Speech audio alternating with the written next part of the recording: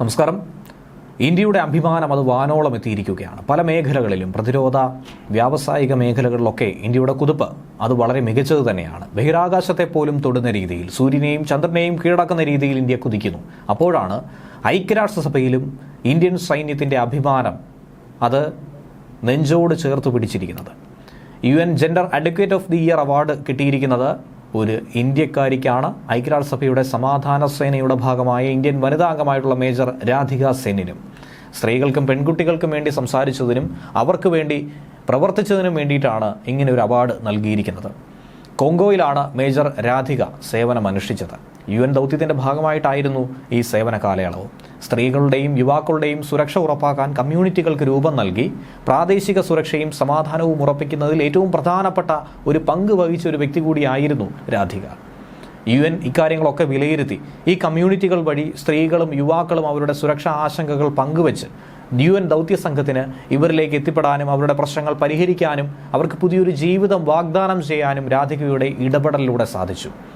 ദൗത്യസേനയുടെ പ്രവർത്തനം കൂടുതൽ എളുപ്പമാക്കാൻ ഈ ഇടപെടലുകൾ സഹായിച്ചുവെന്നും അവർ വിലയിരുത്തി. UN സമാധാന സേനാംഗങ്ങൾക്കുള്ള അന്താരാഷ്ട്ര ദിനമായിട്ടുള്ള മെയ് 30-ന് UN സെക്രട്ടറി ജനറൽ ആന്റോണിയോ ഗുട്ടറസിൽ നിന്നും പുരസ്കാരം ഏറ്റുവാങ്ങാനുള്ള എല്ലാ തയ്യാറെടുപ്പുകളും പൂർത്തീകരിച്ചിരിക്കുന്നു രാധിക. 2023 മാർച്ച് മുതൽ 2024 ഏപ്രിൽ വരെയാണ് ഡെമോക്രാറ്റിക് റിപ്പബ്ലിക് ഓഫ് കോങ്കോയിലെ യുണൈറ്റഡ് നേഷൻസ് ഓർഗനൈസേഷൻ സ്റ്റെബിലൈസേഷൻ മിഷനിൽ ഇന്ത്യ റാപ്പിഡ് ഡിപ്ലോയ്മെന്റ് ബറ്റാലിയന്റെ കമാൻഡറായി രാധിക സെന്നിനെ നിയമിച്ചത്.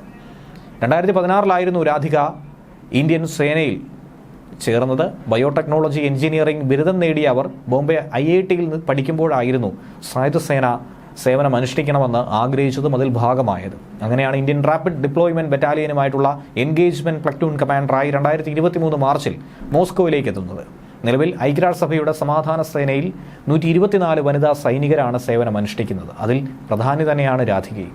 2016 UN military gender advocate of the year award ആരംഭിച്ചത്. സ്ത്രീകൾ, സമാധാനം, സുരക്ഷ എന്നിവയിൽ ഊന്നി തന്നെയാണ് UN സുരക്ഷാ കൗൺസിൽ ഈ പ്രമേയത്തിൽ 1325 തത്വങ്ങൾ പ്രോത്സാഹിപ്പിക്കുന്നവർക്ക് ഈ പുരസ്കാരം നൽകാറുള്ളത്.